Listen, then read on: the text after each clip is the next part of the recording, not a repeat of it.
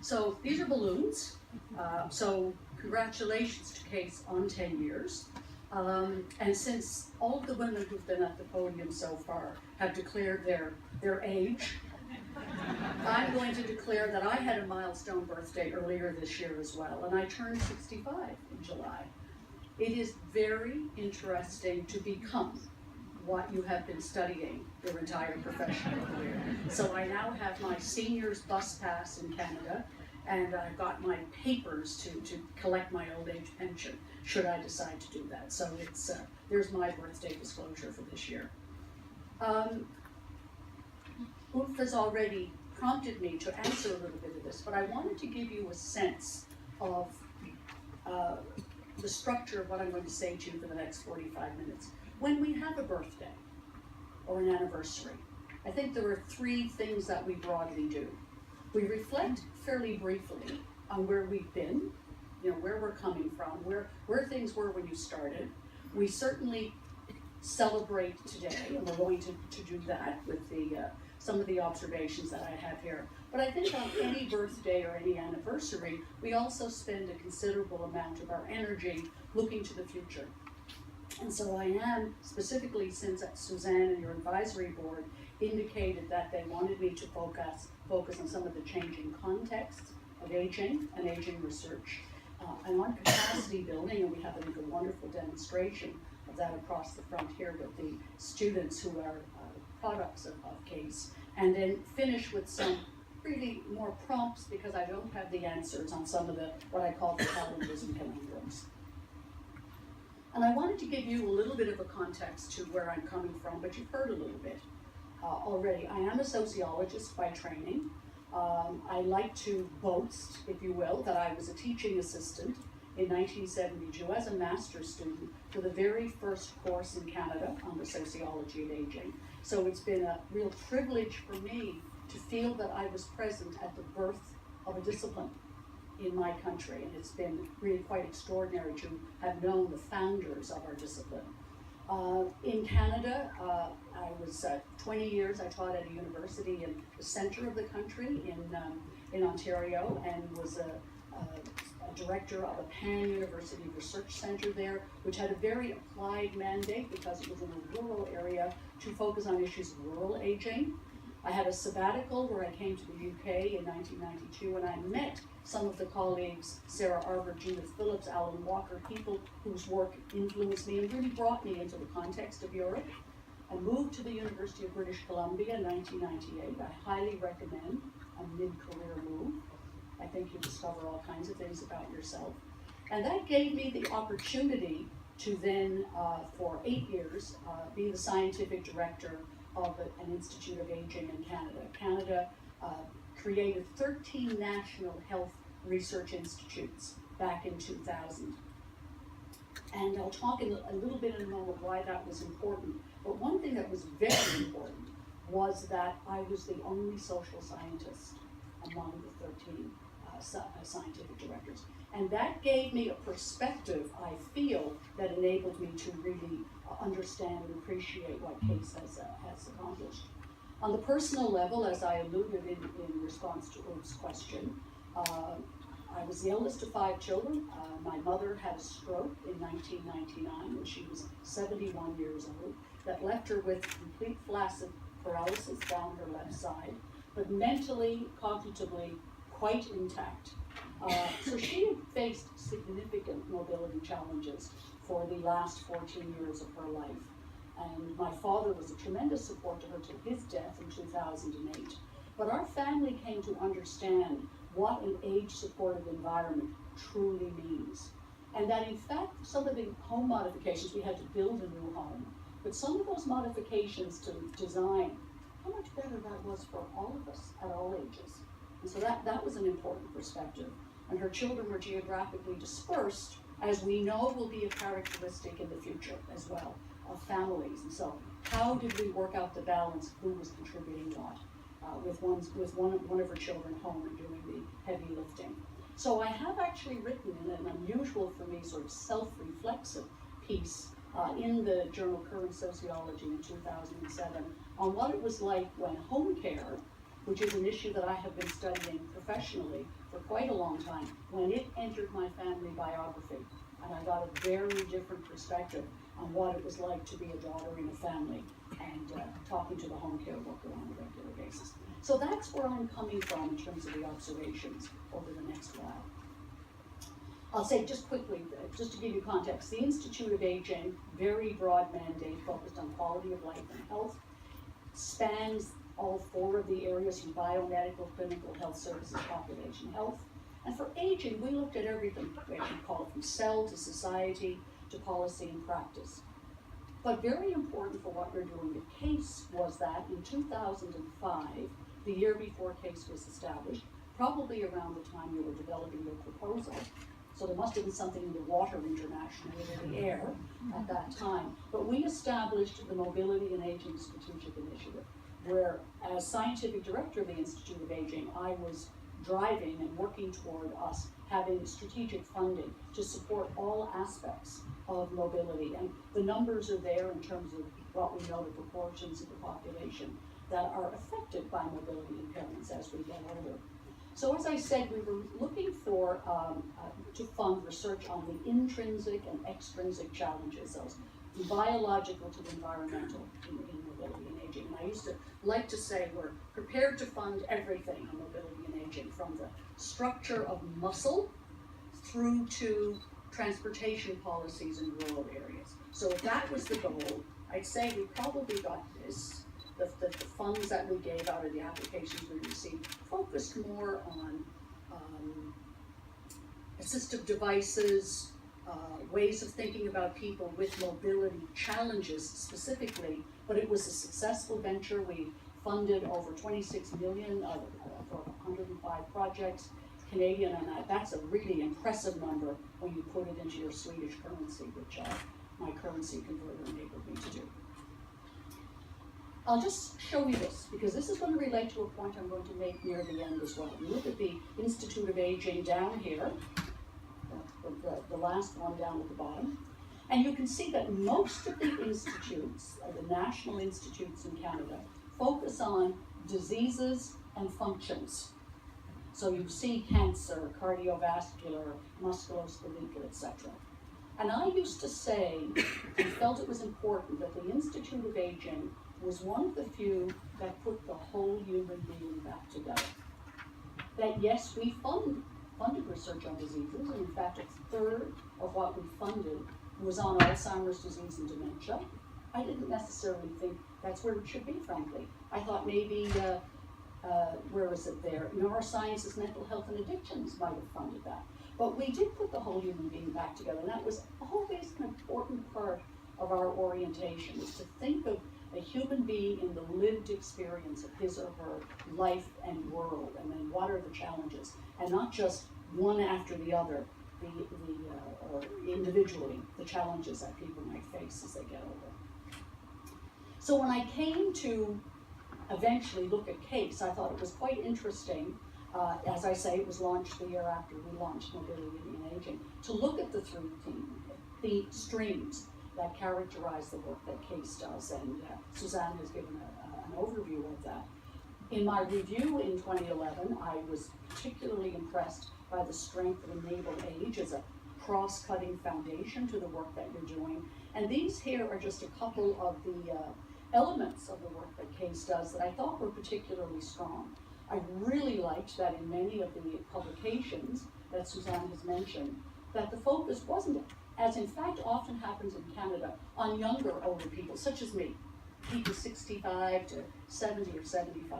I often say to my husband, who's 8 years older than me, I don't think you get interesting until you're about 75 or 80, truly. But the focus on national populations as well in some of the work that you do, that notion of community dwelling and ordinary homes, that's in fact where the vast majority of older people live, the vast majority of older people live. And while of course it's important to understand nursing homes and congregate environments, ordinary homes where people age in place, that's a priority for people as they age, and that's a focus of CASE, and I think that is actually quite unique. Some of the tools that you've developed for assessing the home environment, the link between disease and quality of life, not just the disease itself. And I did love, I don't know if the people who wrote the Let's Go for a Walk paper or here, but I did use the term, I thought it was a gold standard, which meaning as good as it could be, of research design and methodology. And I like the challenge to research that some of the cases work has brought, and the emphasis of personal environment fit. So that's where you were back in 2011. I didn't do as extensive a review, obviously, for coming here today. That wasn't the purpose. But I did look back over some of what you've produced in the 5 years since. And what I list here as the strengths of research at PACE, those bullet points are actually taken from the criteria that we had for our mobility and aging initiative. That we felt the initiative would be successful if projects did each of those things. And lo and behold, PACE does each of those things. Certainly, as I've already indicated, looking at individuals in their real environments, I thought was extremely important. Recognizing the diversity of populations, people who have health challenges later in life, as well as people who don't. That's vitally important. The diversity of the environments, I've already alluded to, home versus other kinds of congregate settings and getting settings where more care is provided. Connecting researchers and users, and again, Suzanne has given you a wonderful illustration of that, looking at the municipalities around Sweden who've been receptors for your research, but also the engagement with your user community and user advisory group, which I think is important. And then finally, that bridging disciplines and sectors. So those are all very important, and congratulations that you've done them. I won't spend much more time on this slide, just to say that those kinds of things we shouldn't take for granted, because so often in aging, even though we know most older people, or many, have multiple conditions, often the work is done. The research, and you can see from the structure of the Institute of Aging, arthritis is distinct from brain, is distinct from nutrition, for example, in the way those institutes are structured. That's not how we live our lives. While Suzanne emphasized how the research here is not siloed, in fact, in much of the treatment, the way we treat people, and the research that is done, issues are siloed in many ways. So the priority need is for precisely what you're doing here in terms of cross-cutting. But there are barriers, because often the reward structures, or the way the world out there is structured, doesn't reflect that. Just as a reflective anecdote, in Canada, the way we pay for health services, for example, if you go to see your physician, physicians are paid on a fee-for-service basis in most places. So you go to the physician's office, and I actually have an appointment next week, and I know I will see in there, or I'll be surprised if I don't, a big sign on the physician's door which says, one issue at a time. We're allowed to talk about one thing at a time. The average physician visit is 8 minutes, and that's it. Say 2, as we say in Canada. That is completely inconsistent with the way that most older people live their lives. So they may have a multiple of issues they want to talk about. So many of us are arguing that we should move to a wage week, for example, for physicians, where you get a salary regardless of how many people you see or how long you spend with each person. So there are ways in the real world where these overarching issues need to really be recognized. Just quickly to say, in the Canadian context and in the larger context, it's interesting. The Mobility and Aging Strategic Initiative came to an end. Just last year, the last funding was rolled out for that. And so just look now where some of the resources are going. To driving and dementia, come back to the brain again later, issues of older drivers, assistive devices, and technology, the AgeWell Technology Network. Technology was in my title, but in fact, the more I got into framing my presentation, the more I decided, no, I don't think we need to get too much into technology today. But there is nothing that now exists that's driving the broad initiative. And we do have a couple of research centers which very prominently look at things that create artificial environments and something almost like a space age kind of payload, that they literally call it that, where they replicate what winter conditions might be. This is in Toronto. But what's it like to actually cross an intersection on a hot summer's day versus that same intersection when it is -42 and we know minus 42 like you do, I suspect. And the wind is blowing, and it's slippery, and it's icy, and how long does the crossing actually need to be? What are the challenges, footwear, etc. So good work is being done.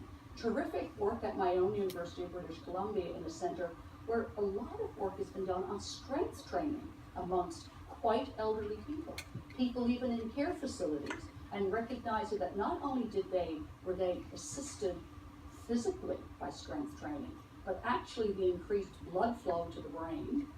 Now, I'm a sociologist talking about this, but so you understand there's a limit. But the blood flow to the brain actually improved their cognitive performance.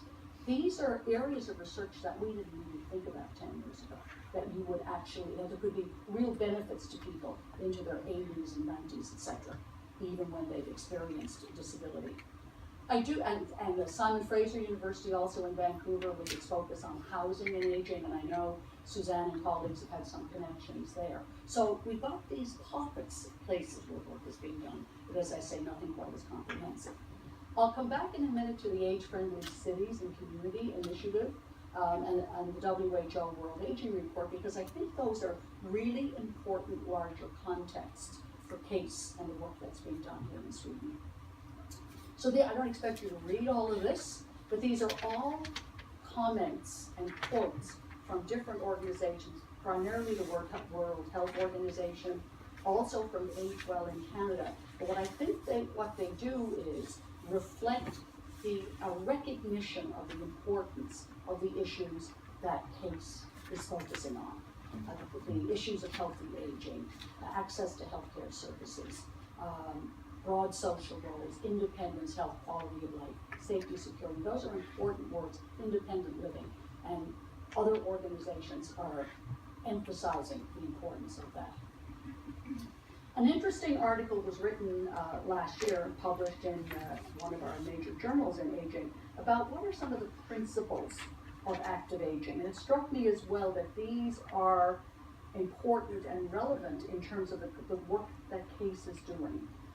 And that you as researchers across the front here, and you as a user community, many of you, would likely agree with the issue of that active aging has to embrace that which is meaningful, promotes well-being, that its focus is best if it is preventative in some way, that it includes the whole range of issues from frailty and all kinds of related dependencies, that intergenerational solidarity is central to it rather than competitiveness, rights and obligations associated both ways, empowering with both bottom-up and top-down policies and practice.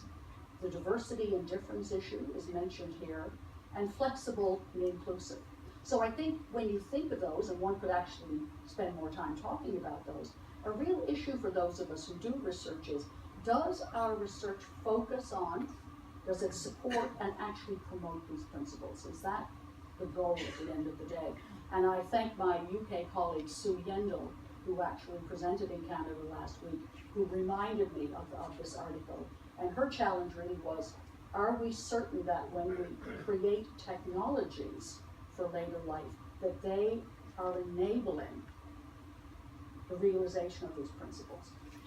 Frankly, I have some concern when I see people talk about e-home care in the future, that instead of having a human being coming in and providing a service, that there may be able to actually activate your robot who comes with the screen on their chest, the computer screen, but a humanoid facial appearance. What's lost? What's gained? What's lost when you do that? And at the Age Well, the technology conference in Canada last week, there was a lot of showing the promise of robotics and engineering. Any engineers in the audience? No, okay, because I've got I could do, okay, I've got a trick slide for you just coming up shortly. But these are interesting issues, is how do we balance when we look here about meaningful, involving solidarity? Will technology just take us part of the way? Can it actually address all the issues we're thinking of in relation to aging? And as we see in this array of photographs, there are many varieties to active aging. I love the photograph of the man on a bicycle.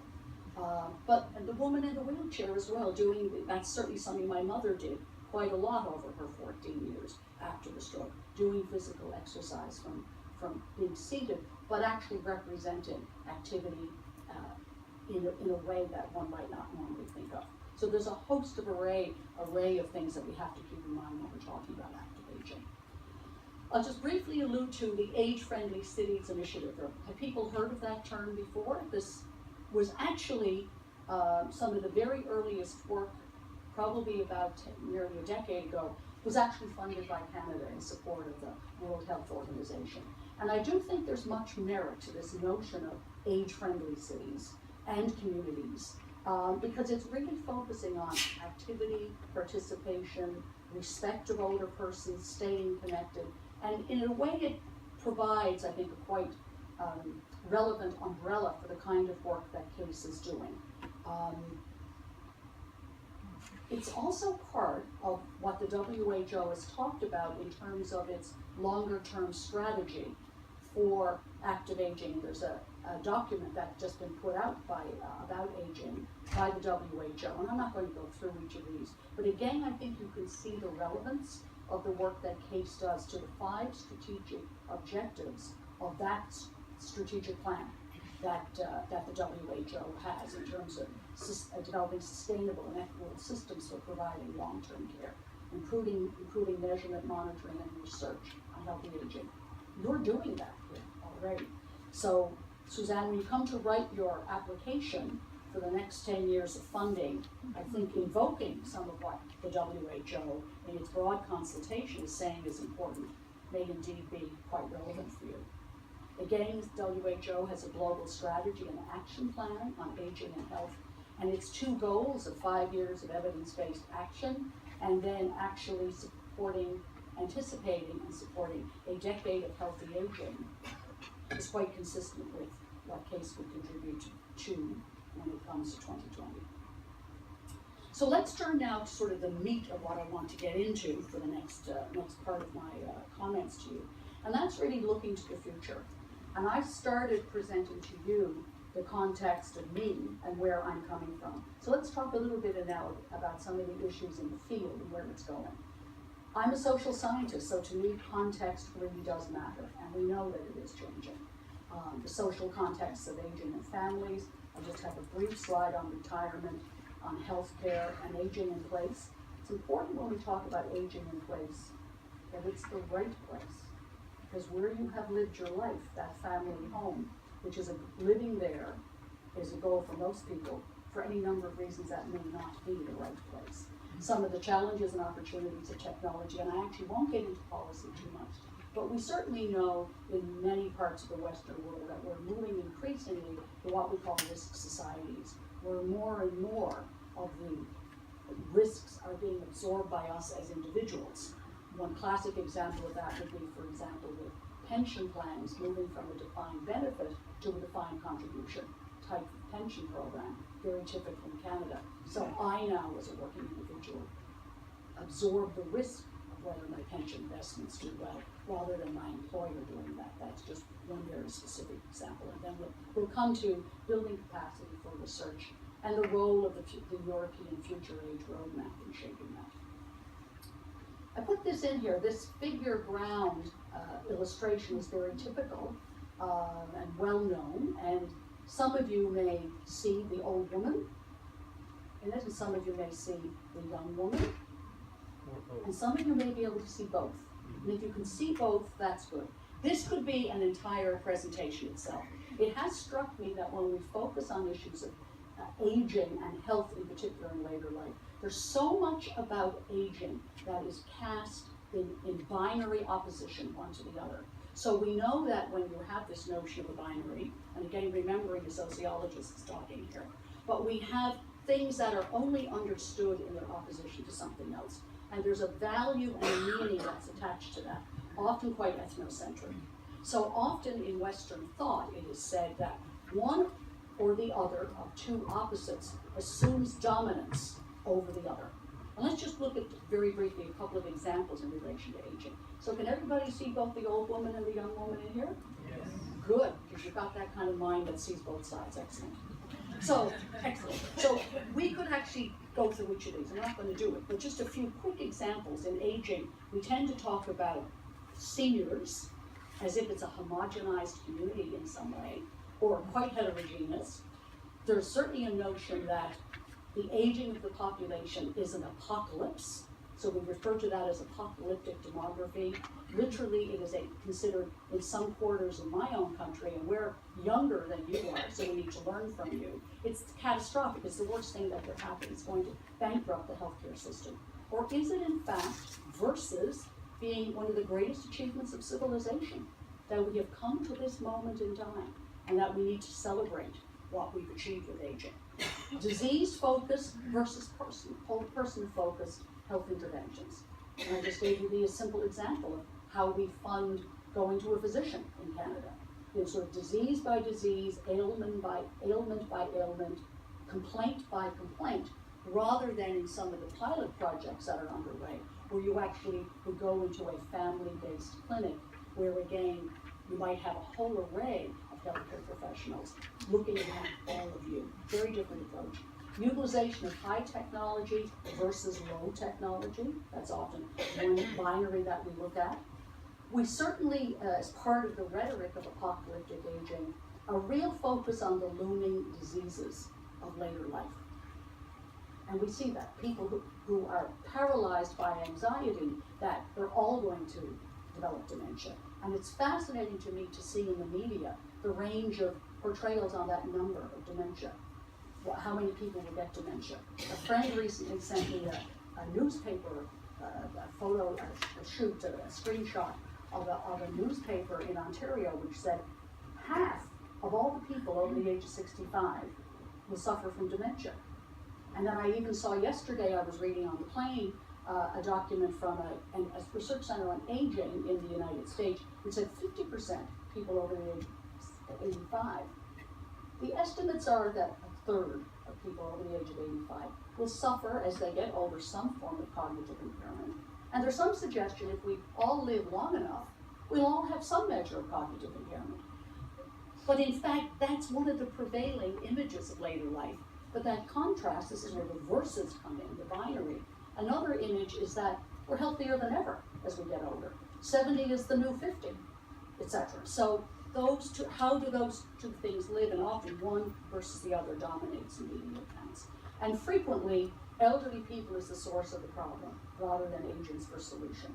And in my own teaching, I won't get into this, but there's a wonderful example from a hospital here in Sweden where people were receiving dialysis, where some of the patients decided that they could actually do this themselves with supervision. So beautiful example of people becoming agents for change and solutions in terms of their own treatment. So in terms of so I'm going to leave that binary, but we could spend a lot of time, but I think it's important just to recognize for anything we hear, what's the countervailing or contrasting perspective? We know that more people are living to old age. What I think we don't as often focus on is that we are all living longer in old age. So we have two historically unprecedented trends that are converging, that have converged and will shape how we move into the future. Smaller families. So to that extent, the baby boomers now coming into later life are something of an anomaly. A bit different. So if we're really doing longer term planning, we have to be aware of that. But I, for example, I had 64 cousins. 64 first cousins. My own children, partly because their father is an only child, so there could be no cousins. My children have two first cousins. So just in two generations in one family, this verticalization that we call. So smaller families, absolutely. And we also have this unprecedented co-longevity of generations. Never before in history have generations lived together as long as they're living. So I always say to my students, be nice to your brothers and sisters actually as well, because they are the longest social tie of your entire life. But the co-longevity of generations means that we have multiple generations over the age of 65. So when I was in Ottawa with our Minister of Health in Canada, who was interested in talking about seniors a couple of weeks ago, I was thinking, well, that's me. That's my mother who died recently. We have we're in very different places, 23 years apart in age. And I have a dear friend who is 77, whose mother is 105. She curtails her vacations and she doesn't experience retirement as she might because of care of her mother. I have other friends, 69, with a 92-year-old father. And I have another colleague who amazingly, like me, is the same age as I am, has an 84-year-old mother and a 102-year-old grandmother. When you have examples of that in your own lives of 3 generations over 65? And so we have to recognize these multiple generations, that the period of our lives that we're spending as children, longer than it has ever been before. So I was a child of someone till I was 63. My friend is a child of someone at 77. So it's a real shift socially in the nature of the relationship. Similarly, the percentage of our lives that we live as older people. We can live a third to 40% of our lives over the age of 65, if we live to be 105, for example. So it's thinking differently, that old age is not synonymous with entry into the last of life, the last for which the first was made. That last can be a very, very long time. So at least in the Canadian context of data, we know that if you were born in 1960, when you reached 50 years old in 2010, 60% of the population had at least one parent alive. That's where this historically unprecedented comes in. And I think this is an old figure, and I can't readily, without paying huge sums to Statistics Canada, get it updated, but the data have shown 10% of those over 65 have a child who's over 65. I think that percentage is higher. If you have the Swedish statistic, I'd be very interested in that. But it's also important to be reminded, and I'll sort of just show you what this graph is saying. When we talk about smaller families, some people do have small families. And that what we know, one of the changes will be, let's just see if I can get this to work.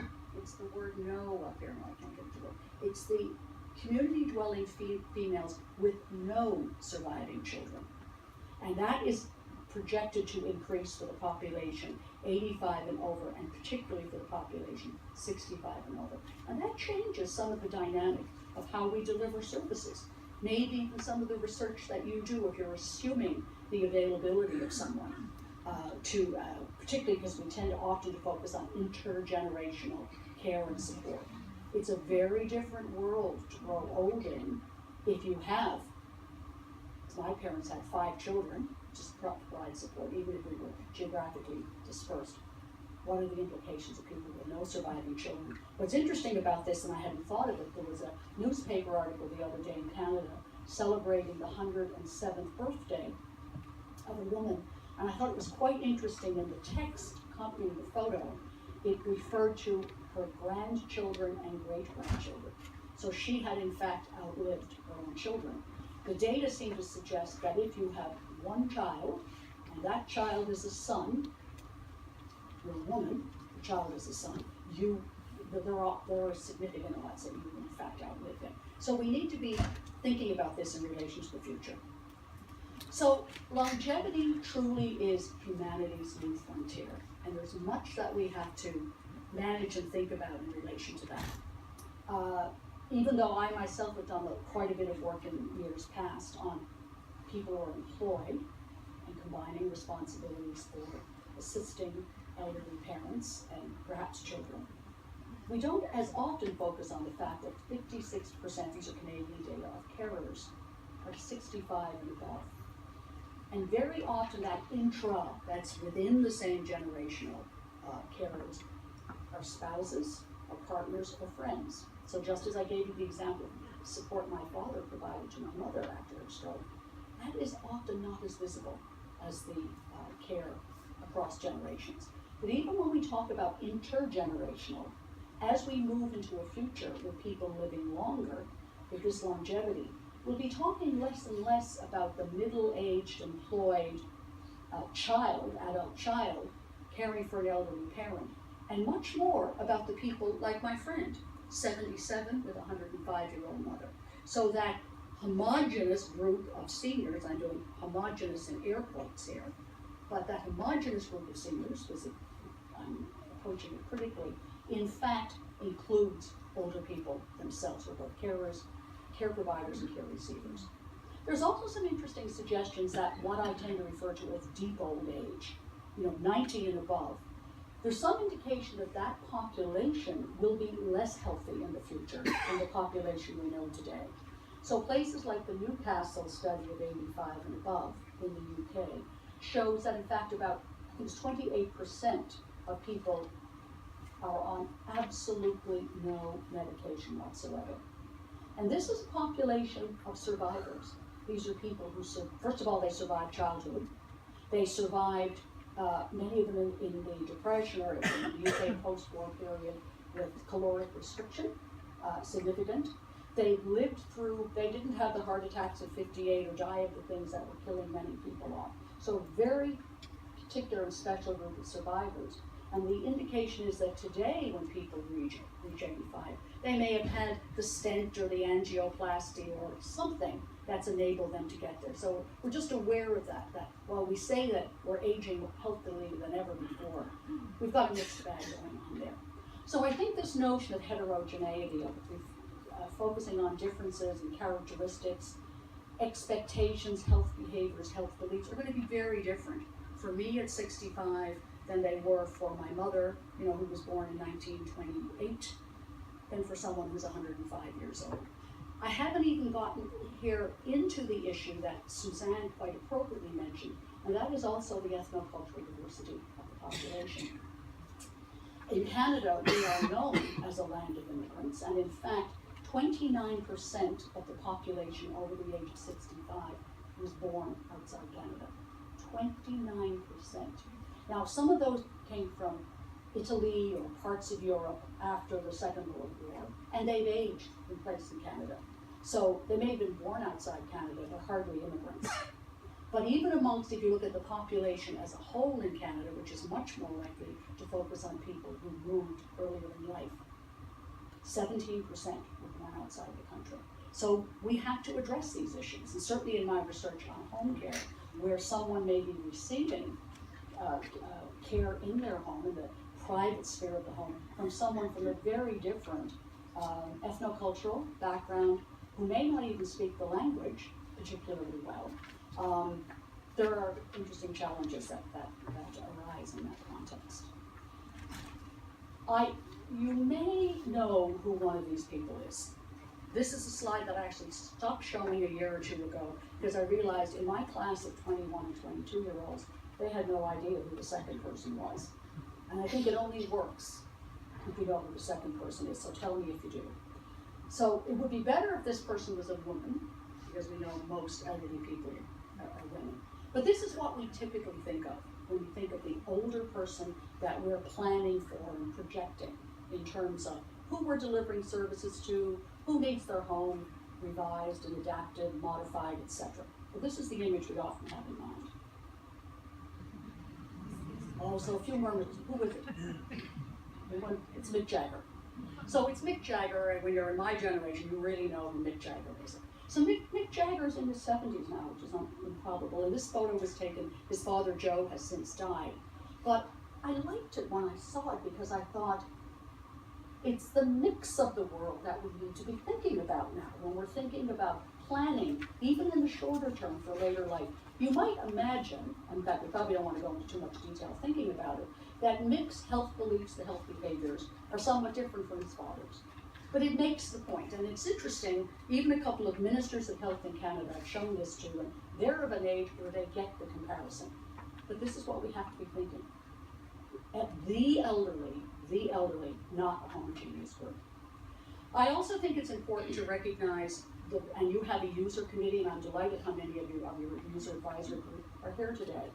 Some years ago, the Institute of Aging in Canada, with our advisory board, we have representatives from the community of older people, and one of our members talked about the need for people who do research on aging to move from advocacy to partnership.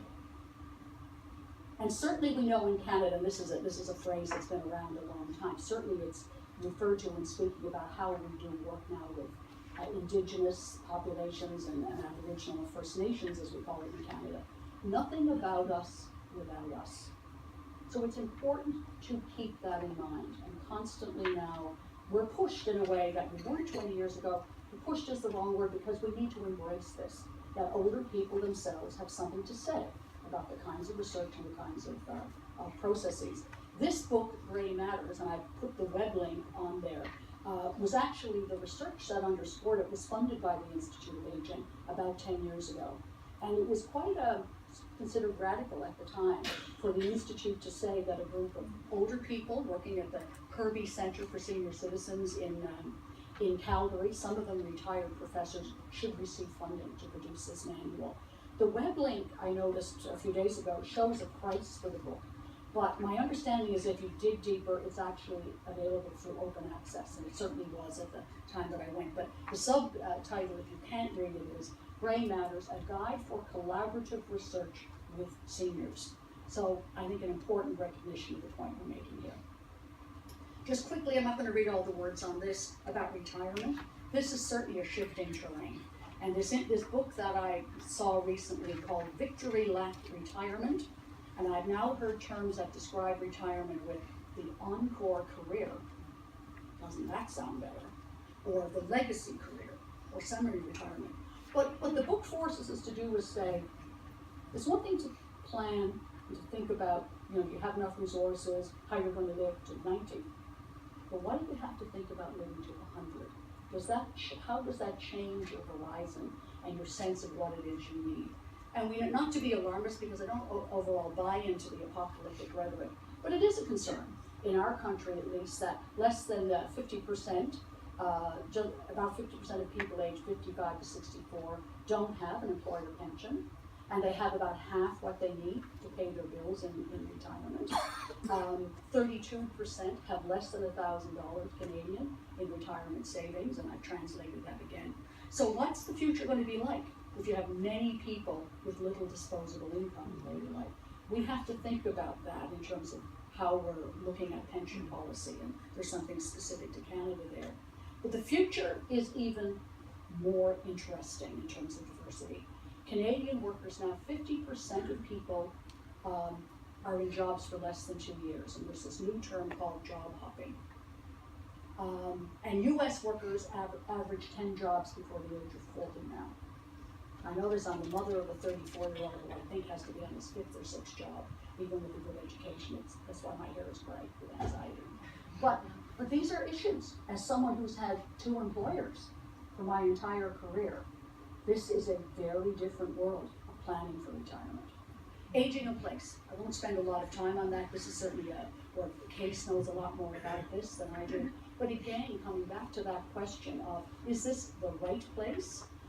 We know the work that Case has done on adaptation to changing needs, but thinking increasingly in terms of legislation and housing policies on cooperative housing, co-housing, personal communities that may not involve family at all, living with people, you're creating your own personal community of kin-like relationships. In Canada, we've recently had a quite significant change that took about 10 years to effect on the configuration of stair treads in homes. Falling is a huge issue, something that Case has devoted itself to doing research on. The difference between the rise and the run of the stairs. So the run is where your shoe is resting on the stairs. In Canada, I don't know what the standard is in Sweden, but in Canada, that had gotten down to 8.5 inches. Standard in homes as the run of a stair. If your foot is extending out over the edge of the stair, that's going to dramatically increase the likelihood of falls. And Toronto Rehabilitation Institute was able to demonstrate this. And they worked for over a decade with the Canadian Board for Safety Standards in Homes to actually recently get that increased to 10 inches. They wanted it to be 11, it's 10. So it's going to take, it's a lot more than 8.5. That's going to take a long, long time to filter its way down into home construction in Canada.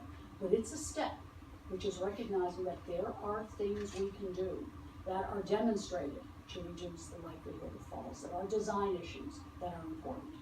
Age Well, and I refer to that network of centers of excellence in Canada, and the promise of technology. And I think certainly in a country as vast as ours, and yours is long and lean as well, being able to get access e-health, have online or video access to a health provider who's reading charts, providing diagnostics. There's no doubt that these are extraordinary advances, having sensors and smart homes, etc. These provide opportunities, but being aware of what are the challenges and the weaknesses, what are the people's concerns about being monitored, for example. Some people don't, some people do.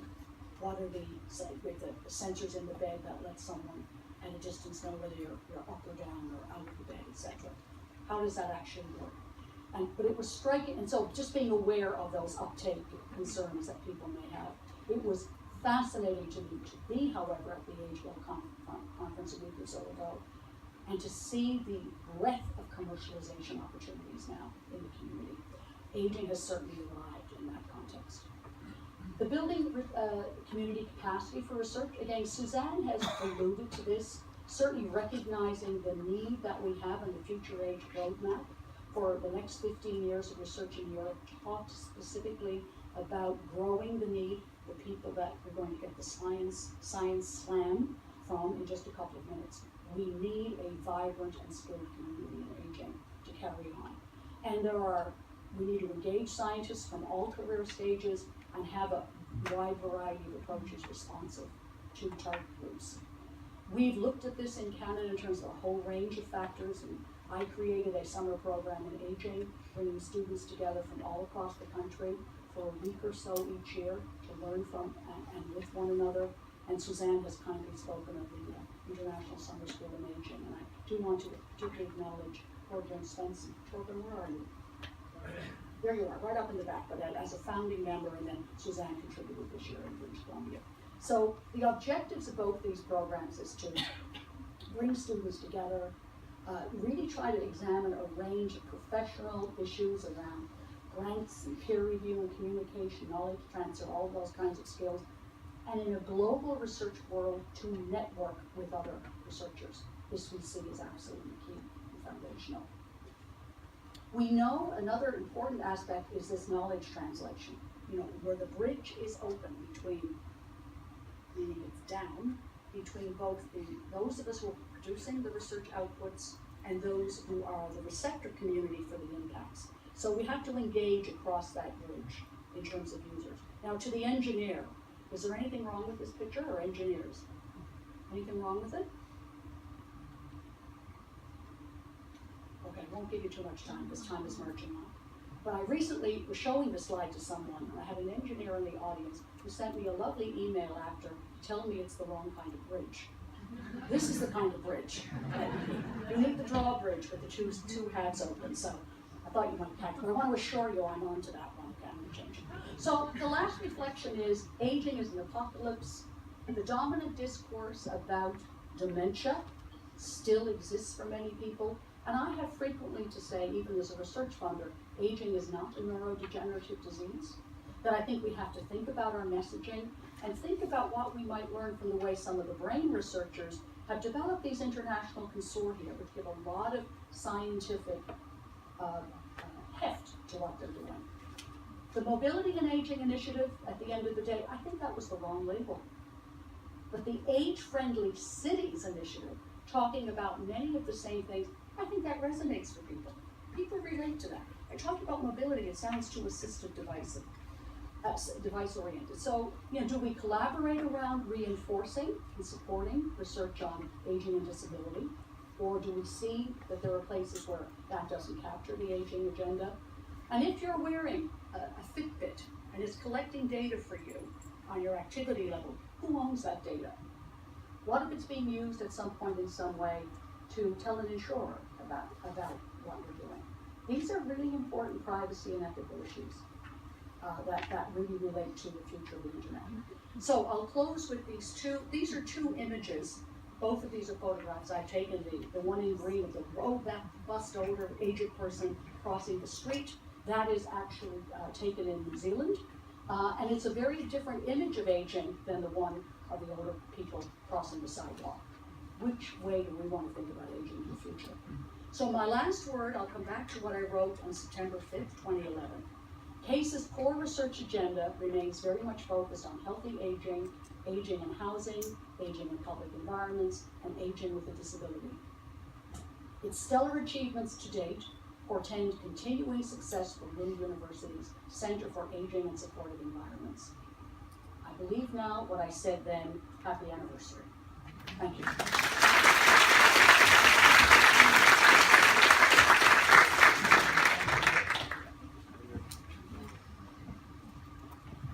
Thank you very much, Anne. We have been talking about supportive environment for aging people, for old people, but maybe we should talk about supportive environment for the society, because I was reflecting, is society adapting quickly enough in workplaces, in public places, in its view on family life? Certainly the Alex Kalachnik. Alex Kalachnik, who is the previous head of the WHO Initiative on Aging, now working in Brazil, has typically reframes the Age-Friendly Cities Initiative to talk about a society for all ages. So certainly it's recognized that typically what makes life better in terms of the nature of the sidewalks, the curb, well, I think some of the research shows curb cuts don't actually make as big a difference as we thought. But some of the aspects of the environment, actually the physical environment, homes, the nature of transportation, benefit everyone. So that is, these are not in competition with each other.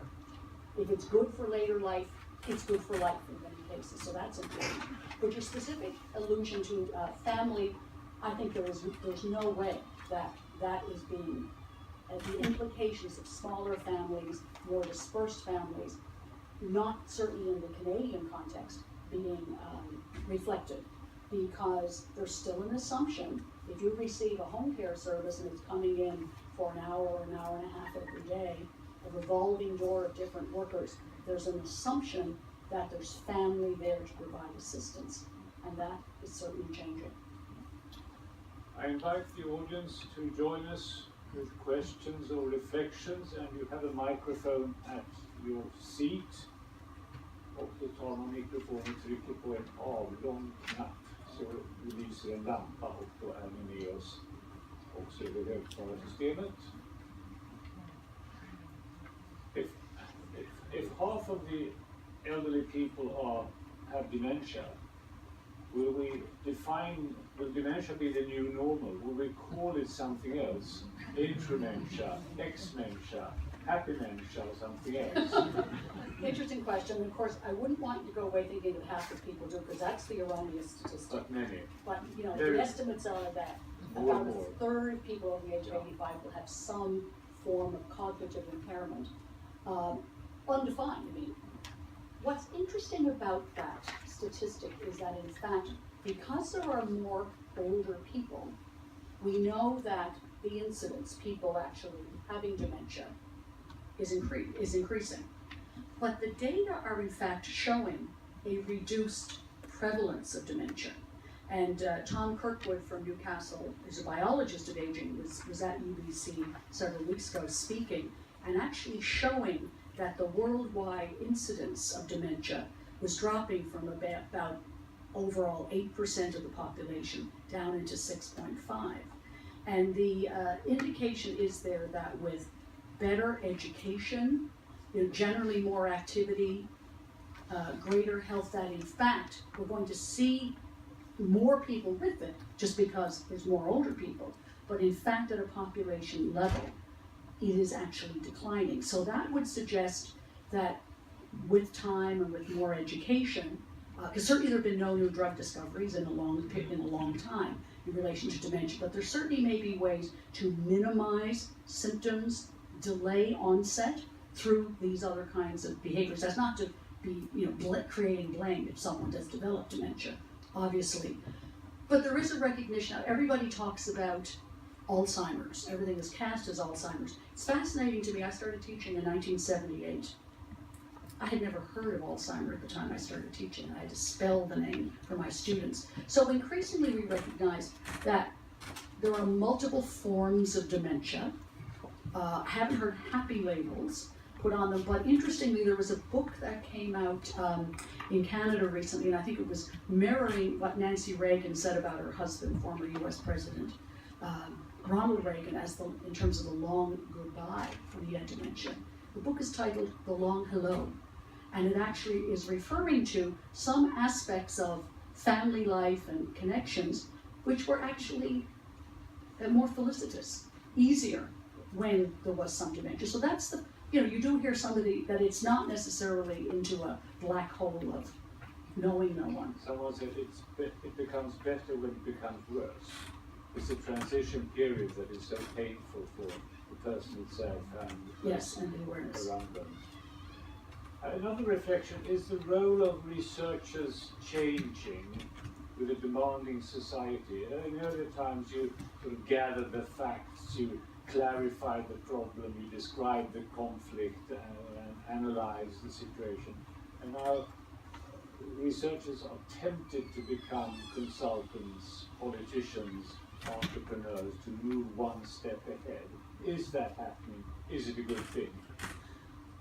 I think the becoming entrepreneurs is not necessarily always a good thing, but I think what is better than it was when I started in 1978 is that we engage now with the communities of people that we are doing research. As I say, it's research with, it's not research on or about. And that can only benefit us all when we're having that much more of a two-way street of communication. I think we still remain challenged in impacting policy. Sometimes there's a notion of, I've actually heard that when I was at CIHR, that almost like, how many policies have you impacted a change in? Well, that's a process that's beyond researchers' control. So researchers can only take things so far, and I think that's why the analogy of the drawbridge is actually quite appropriate. You have to have a two-way street here, but there's much that's going on. But the politician aspect, where there's advocacy, I think that's also quite important. And I think, certainly when I teach, for example, I think it's an important message for students to hear that aging is not an apocalypse. I am a firm believer that this is one of the greatest societal achievements, and we need to celebrate it and to expose students to very positive role models of aging in later life. So I think that greater engagement with the community of users benefits research, and research is better for it today than it used to be. Dear Anne, I had a relative who is 100 years old and he wants to have 23 flying budgerigars in his bedroom where he spends much of the day. I find it messy and degraded. What shall I do? Well, I would, some of the slides that I showed today talk about interventions or engagements that are activities that are meaningful to people as they're older. A focus on enhancing quality of life. So I think I'd say suck it up and let them do it. But I don't have to clean up the mess, do I? Thank you, Anne. Susanne has a present for you to celebrate your birthday, to thank you for being here, and to bribe you to stay with us.